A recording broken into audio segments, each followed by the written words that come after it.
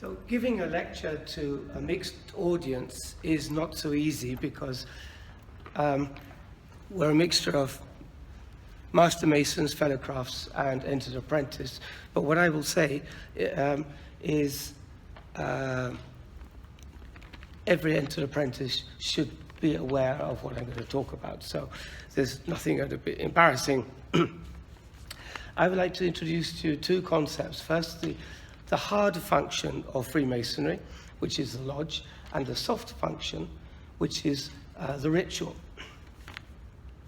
As you know, I've been asked to write a book about alchemy and Freemasonry, and I've nearly completed it. And part of the lecture this evening is part of that book. So it's fresh in my mind, so I thought I would choose this subject.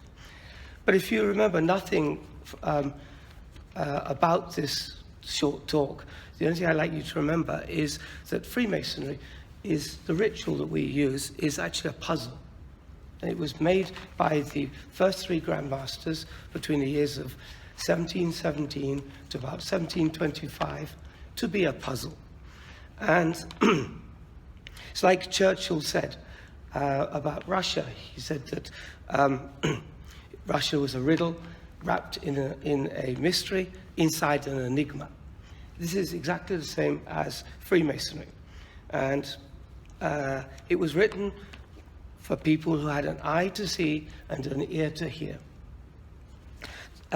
These kind of secret teachings. In those days, the education system was slightly different from ours, and they would have caught on very quickly to some of the hints that we don't see, that we actually kind of gloss over. And the reason I know this is because in the ritual, there are certain signposts. And just like Freemasonry has landmarks, the ritual has these signposts, which is one of the important things is that you should never change these. So updating the language to make it more modern actually hides some of these signposts. Also, translating it into another language also hides the signposts, because the Freemasonry wasn't intended to be done in Japanese. The original Freemasons, they only thought of the Greater London area, what they call the Greater Metropolitan area. So any changes to the language, even though the language may be difficult, actually is a disservice. And I also have a concern about this pin, which I have here. You can see it. It's the new Grand Lodge of England's logo for Freemasonry, where the square and compasses have actually been separated. This actually changes some of the esoteric teachings. They have a meaning. That's why they were crossed in the first place. If they were separated, they would have done that in the first place. I've found so far 22 of these signposts, and I'm not going to talk about them, but I will show you how to find them. And the way to find them is based on a concept called steganography. Now, you may not be familiar with steganography. It's not such a common word, but it's a form of cryptography. Sorry. Cryptography now is used in computers, ATMs, banks. In the past, people used like word replacement or letter replacement or masks to hide secret messages which they were sending around the country. Steganography is different from cryptography insofar as the medium actually disguises the fact that there is a code in there in the first place. One way of thinking it is like digital photography. When you see a digital photograph, you only see the image, but inside that is encoded various things. For example, like the date it was taken, where it was taken, and even copyright. But you don't see that, you just see the image. And this is the challenge for this, because we just see the ritual. We don't see behind the ritual. And we see, what I say, the external teachings, but not the internal teachings. And I believe this is one of the reasons that many people leave the craft after a couple of years, because they see it as being very shallow. Oh, I've done the rituals 10 times. I know it. You know, you don't know it. That's just the beginning. Finding all these clues is the real challenge. But it's rather like pirate's treasure. Pirates hide the treasure, and when the last pirate dies, nobody else knows that there's treasure there to be looked for. And they don't know where to look for it. So, you know, the whole the secret treasure disappears. And so to avoid this, the 3 Grand Masters in 1717, they included a key in the ritual. Now the key, if you weren't aware of it, you would also just gloss over it. And this is one of the challenges, where am I going? Yes. Is that we don't see the key. We don't see it as a key per se. I studied the Book of Revelation, and I wrote a book about it. And the Book of Revelation also works on steganography, because there's another story underneath the Book of Revelation. The Book of Revelation was written in the time of the Roman occupation of the Levant, when the authors didn't want the Romans to understand what they were writing. So it's a secret code. If you knew the symbols, then the code opens up. And it's the same in Freemason. That's why they talk about symbolism so much. The term steganography was first used in 1499, so it isn't a new concept at all, by a person called Johannes Trithemius. And he wrote a book about steganography. And in the true spirit of the subject, he hid it inside a book on magic. And it was only like 200 years later that they realized it wasn't a book on magic, but it's a book on writing about codes. In 1641, John Wilkins in England published a similar book, but this time in English. And it was so popular, it was like a bestseller in the 17th century.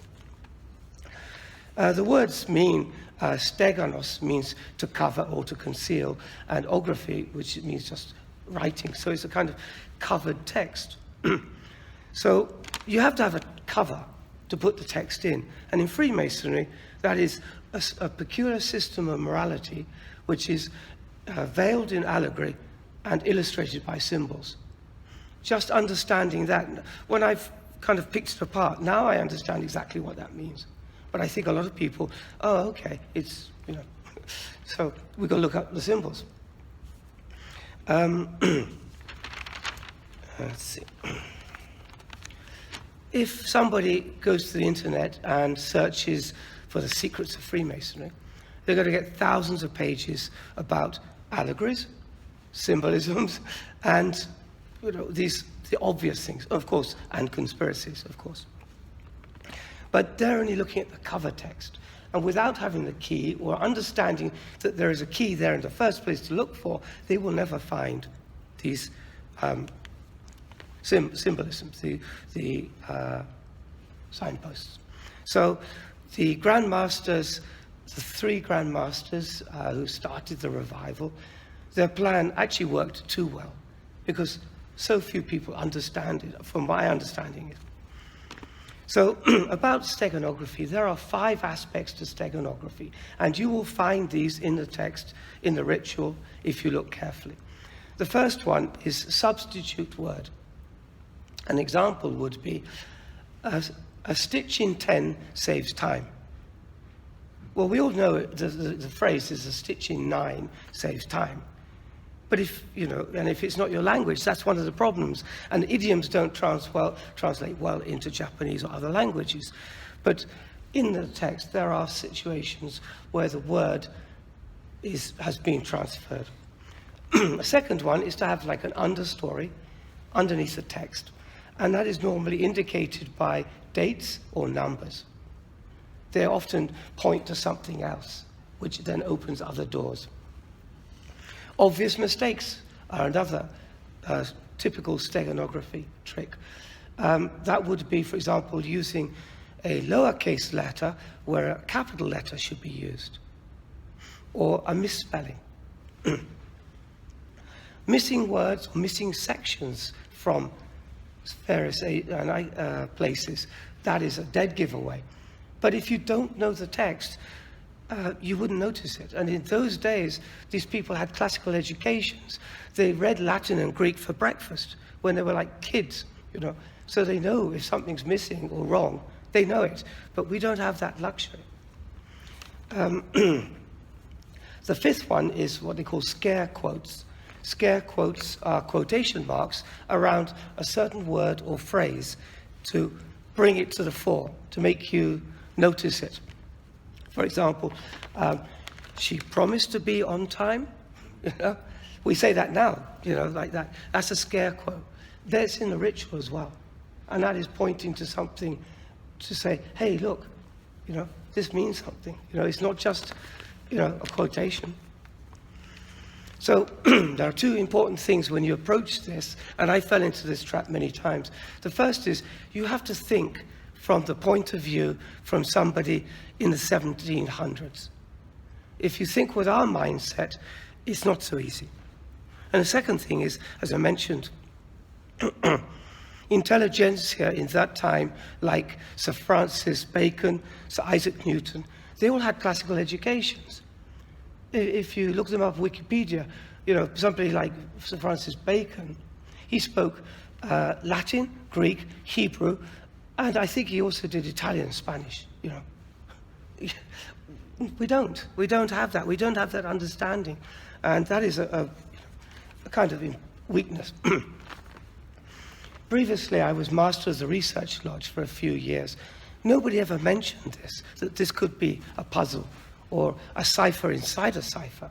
And that is actually, once you start thinking in that term and start looking for it, things start appearing.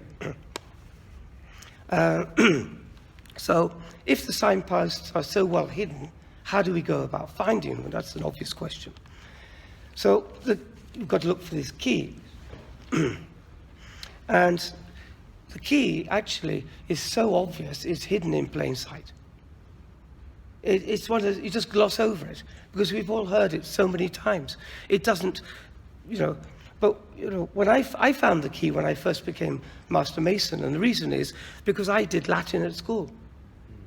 And when I saw that, I thought, what? This must be a misprint. How could it be a misprint? Why didn't they correct it? You know? Well, no, it's not a misprint. It's there to be a key for people to say, oh, there's something strange about this. Let's look around the text. Let's look behind the text. But it did take me about 30 years to understand what the meaning of the key was. I found it, but I didn't realize that it opened lots of doors. So what do the keys lead to? That's the really important thing. The keys lead to three very famous alchemical texts. And the first one, which is kind of cute, but it's called The 12 Keys by Basil Valentine. It was written in 1599 in German and then translated in 1618 by Michael Meyer into Latin. Because it's in Latin, people could read it. English people didn't bother to learn German. It wasn't a language we bothered to learn. The second book is the Book of Lambspring, written in 1625. And the third one is the Mutus Liber, the most famous of all of them, written in 1677. So all these three books came in the 17th century, within about 50 years before Freemasonry started.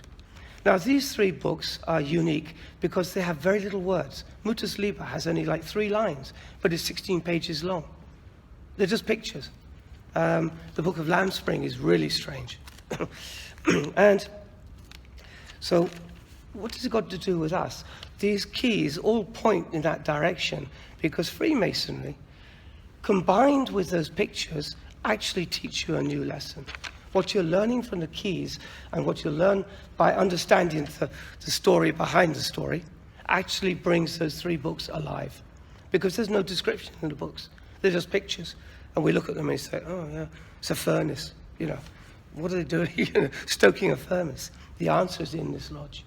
That's where it's interesting. I was so surprised.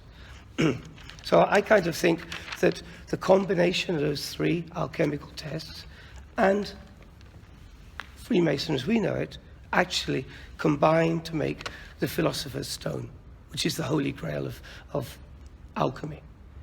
But we have to understand the ritual, find it, interpret it, which will then lead you to something else. So really this is a riddle inside an enigma, inside a whatever. So I'm just about to stop here because it's late, but if you find something you think is a clue or a signpost, please ask me, send me an email, and I can tell you if it's one of the 22 I know, I will let you know. I don't believe in telling people, this is the answer.